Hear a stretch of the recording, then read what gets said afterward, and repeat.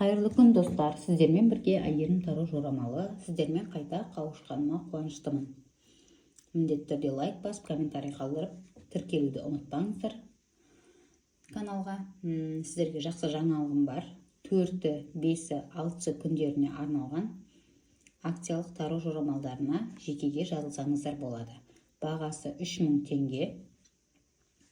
Негізгі бағасы менде 5000 теңге білесіздер таро жорамалының. Ал қазір 3000 теңгеге 4-іне, 5-іне, 6-шы май күндеріне арналған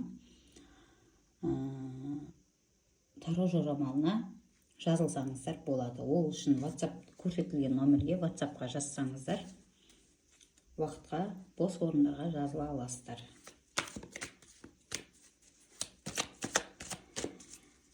Жігіттің іс-әрекеті көрейікші кәні.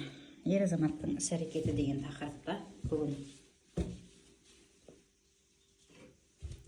қарым-қатынаста қандай іс-әрекеттер жасайды, алдағы уақытта не болмаса дәл қазіргі сәтте қандай жағдайда тұр деген сияқты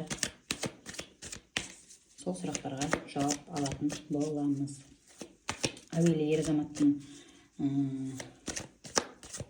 мінез құлқын біліп алайық, содан кейін сіздермен ары қаратай жорамалымызды жалғастыратын боламыз. Естіліп тұр ғой,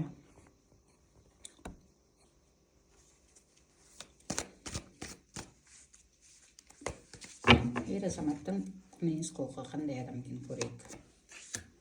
Сіздерге түгелдей көрінбеуі мүмкін, онда тұрған ешнәрсе жоқ, мен дегенмен де айта беремін.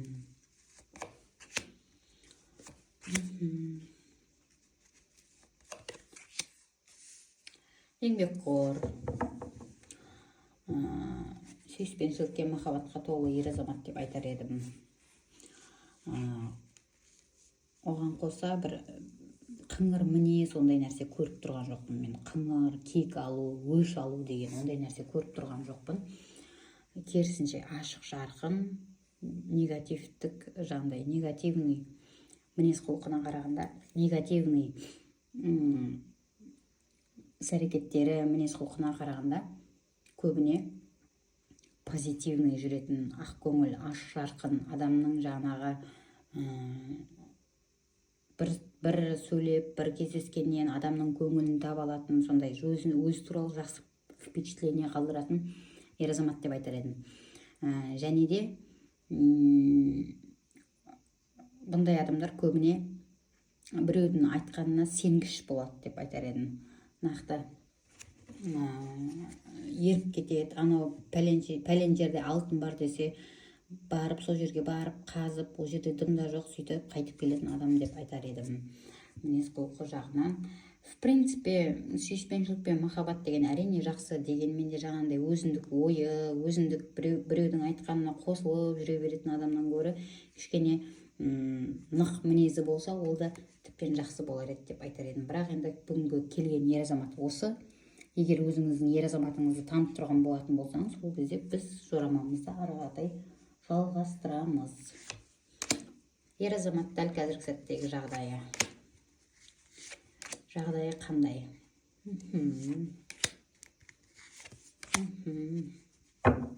Әйел адаммен қарым-қатынасын тоқтап тұрғандығын көруге болады. Карта кризис. Кризистік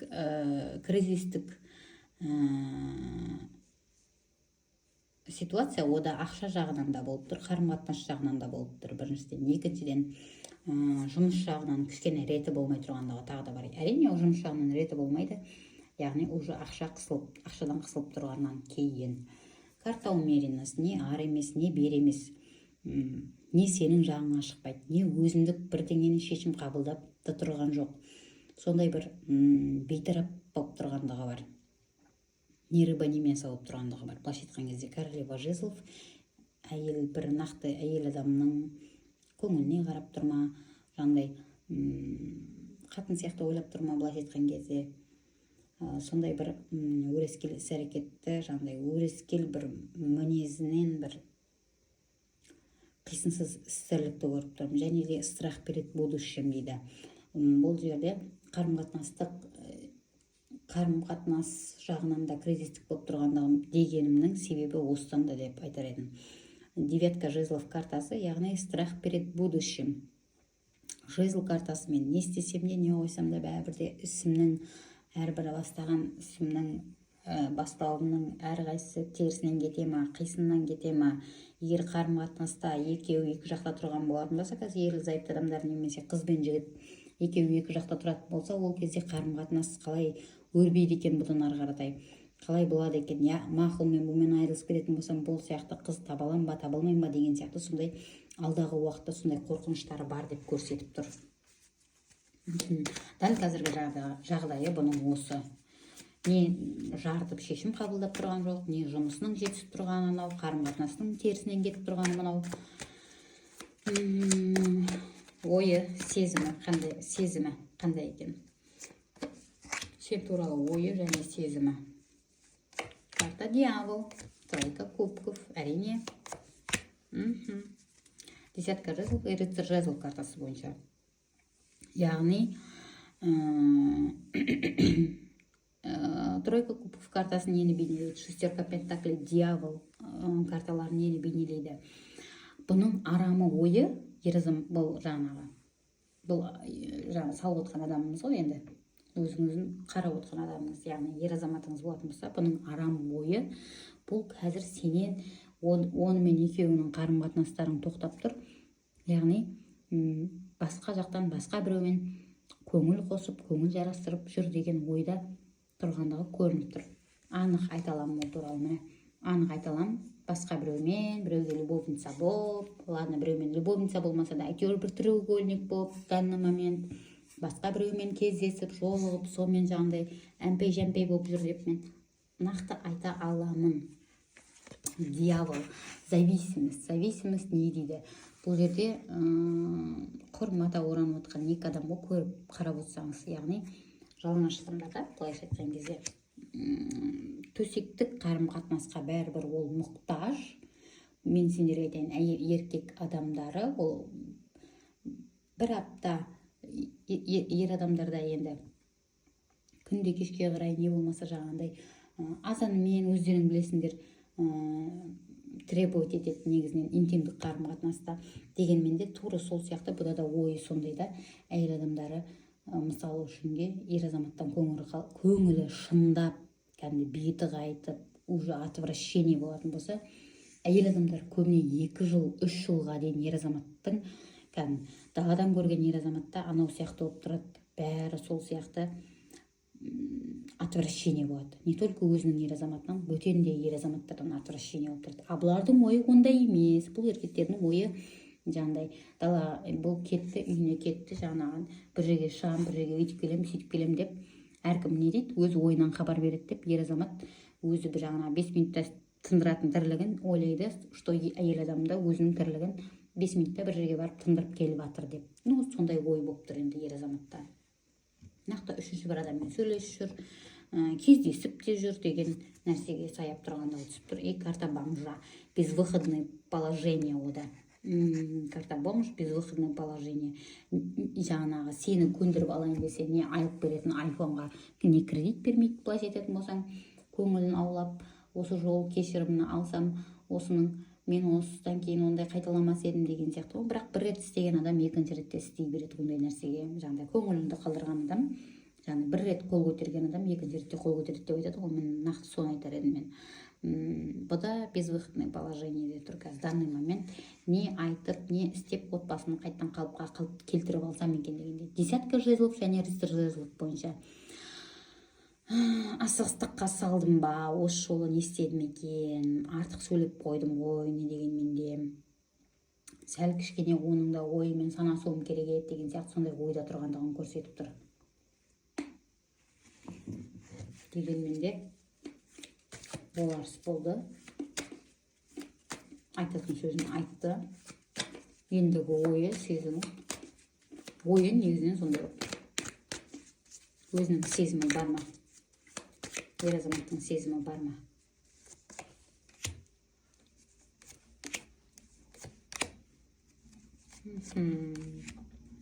Ол да бет қақтырмай тұр ғой.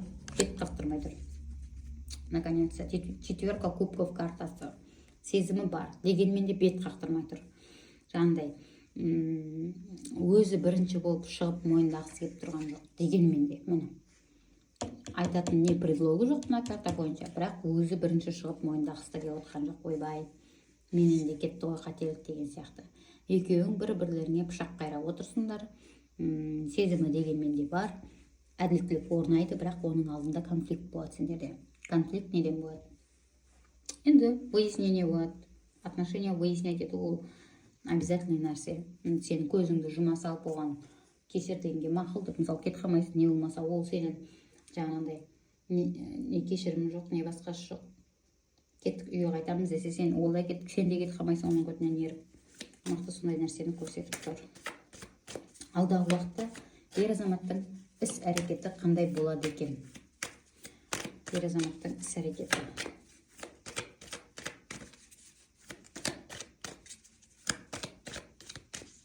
Алдағы уақытта ер азаматтың іс әрекеті қандай болады? Верховная жрица. Осы сұрақты мен қойғым келіп отқан, негізі осыдан кейін қоямын ғой деп отқам. Ладно, өз шықты ғой. Қарым-қатынасқа кім кедергі, не кедергі деген нәрсені қойғым келген ғой сұрақты. Верховная жрица алдағы уақытта не істейді, не қояды, іс әрекеті қандай болады деген сұрақта 8 мечей картасы. Яғни мына қатын, мына то ли сенің енең, то ли оның әпкесі, то ли жағына қайынбекең, сондай, ер азамат жағынан әйел мынаған әртүрлі нәрсені айтып отыр. Ол деген жаман, ол деген өйстетін, ол деген сөйтетін, ол деген маған өйстіп сөйледі. По факту келгенде бір нәрсені сіздікі де дұрыс емес қой дегенде, ол маған бет қаратып, маған сөз қайтарды. 2 есе 3 есе қылып айтып жатыр ғой, короче. 2 есе 3 есе 4 есе қылып, 5 есе қылып. Неше осындай қарым-қатынастан шаршайым бар ғой. Негізі мына ене деген қауым бар ғой. Негізі ауыздарына екелі қақпақ жауып, бірейл аузына екелі қақпақ жауып отса, әп-әдемі ұйыған отбасысыңдар негізі. Мына жерде 6 мечевой карта. Мечевой карта. Но мечевой карта бұл нені білдіреді? Яғни ұрыс-керіс айғай-шу болғандықтан одан кейінгі татулықты білдіреді. Ол не дейді? Новое продвижение былайша айтқан кезде қарым-қатынастағы жаңа бір белең алатын, қалай айтсам болады, жаңа бір дәреже. Яғни сендер ерлі зайыпты болып, жаңағыдай қыз бен жігіт болып жүрсеңдер, официально жұптасасыңдар. Официально жұптастыңдар сендер, отбасылы боласыңдар. Енді сендерде қазір қарым-қатынаста екеуің екі жақта жүрсіңдер данный момент. Бұл жерде мен айтар едім, өзің тарапынан ғана іс-әрекет болады міндетті түрде. Өзің тарапынан іс-әрекет болады. Сообщение, смс, звонок міндетті түрде болады. Өзінің істеген нәрсесіне өзі өкінеді. Істеген іс-әрекеттеріне өкініш картасы түсіп тұр мына сіздерге.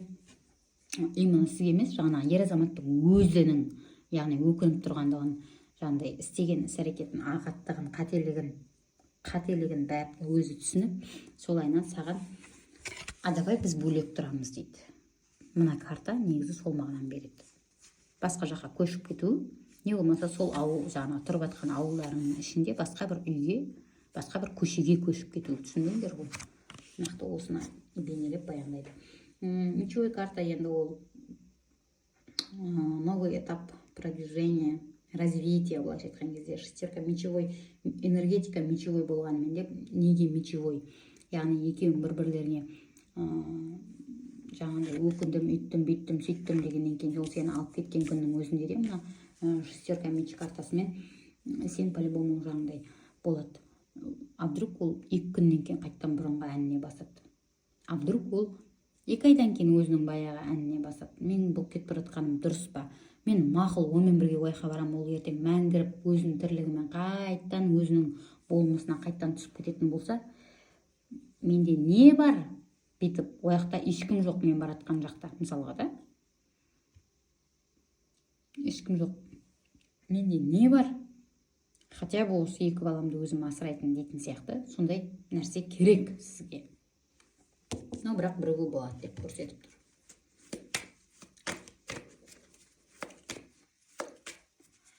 В принципе, карта бәрі жақсы. Магия еш нәрсе көріп отқан жоқпын мен. Бірақ мына внушение шайтанның азғырғаны мен адамның азғырғаны екеуі екі түрлі нәрсе болады. Адамның азғырғанда, ол адамда да шайтан азғырып тұр ғой, былайша айтатын болсаң. Дегенмен де менің айта кететінім сіздерге мынандай нәрсені устранить ету керек болса, хабарласыңыздар құрсын. Осындай қарым қатынас болып жататын болса, жаңа отбасыңызға түсіп, килігіп, қандай да бір араларыңызға іріткі салу, сондай нәрсе болып жататын болса, маған хабарласыңыздар. Ең қысқасы сол. Ең қысқа жолын мен сізге айтып беретін боламын. Не істеу керектігін. Өте жақсы. Бүгінгі карта мен үшін менің ойымнан шықты. Көңілімнен шықты. Аяқ жағы развитие бар, самое главное. Кейбір адамдар тупик болып қалады ғой. Қанша мысалға прогноз ашып жүр. Пока что неизвестность, пока что тоқтап тұр, пока что бітіп тұр, пока что ойлану үстінде деген сияқты мені тоқтап қалады көбіне. Но мына жерде развитие бар. Совет карты сұрап көрейік. Девятка кубков, четверка мечей и король кубков. Ер азамат сияқты өзің алдыға шауып, өзің істеп бәрін өтіп жүгіріп кете берме. Дайын асқа тік қасық қойып, бүйтіп, жоқ болса күт әкеліп бергенше. Жаңа пиязың даже бітіп қалатын болса, күт әкеліп бергенше. Пияз жоқ де. Үйде. Пияз жоқ. Тамақты істейін десе бәрі бар да, именно пияз жоқ. Дәмі болмайды ғой тамақтың деді. Пиязды пока әкеліп бермейінше тамақ істеме. Мен элементарный солайынан түсіндірейші уже. Уже мен қалай түсіндіретін білмеймін. Күт, соңына дейін күт, әкелет. Жаңағындай еркектің істейтін жұмысы болсын, әйел есігін алды бұғып атама, мен саған айтайын, көтіңді де қозғалтпа. Еркектің тірлігін еркек өзі істейді. Өзің жүгіре бермей азаннан кешке шейін. Пәлен жерге 2000 теңге керек болып тұр, аняқа 4000 теңге керек болып тұр, мына жерде 5000 теңге взнос бар беретін. Жүгірме өзің. Айт до конца. Күт. Взнос қай жерден? Өзің жаңа қайын жұртының взносы ма, ол оған тауып береді. До конца күт. Өзіңдікіне де келетін болса, до конца күт. Нақты осы бүгінгі жорамамыз осымен аяқталды. Сіздермен бірге қайта қауышқаныма қуаныштымын. Міндетті түрде лайк басып, комментарий қалдыруды ұмытпаңыздар. Каналға тіркеліңіздер, бірінші рет көріп отырған болсаңыздар. WhatsApp номер тұр, хабарласыңыздар. Жеке прогнозға жазылуға болады. Ертең 4, 5, 6 күндерге тағы да қайталап айтам. Акциямен де бағасы 3000 теңге тіркеліп, өзі жағынандай жазылып, WhatsAppқа хабарласып, жазып, өздеріңізге қолайлы уақытқа жазылсаңыздар болады. Сау, саламатта болыңыздар.